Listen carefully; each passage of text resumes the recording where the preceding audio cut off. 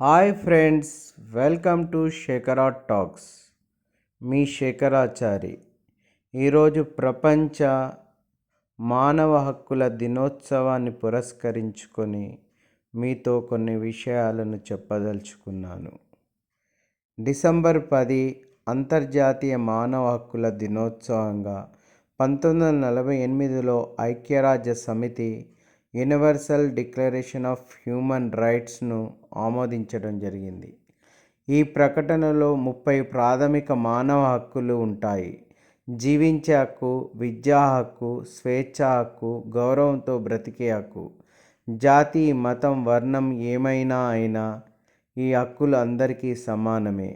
వివక్షకు నో అని, సమానత్వానికి ఎస్ అని మన హక్కులు మాత్రమే కాదు, ఇతరుల హక్కులను కూడా కాపాడుదాం. Happy humans right day.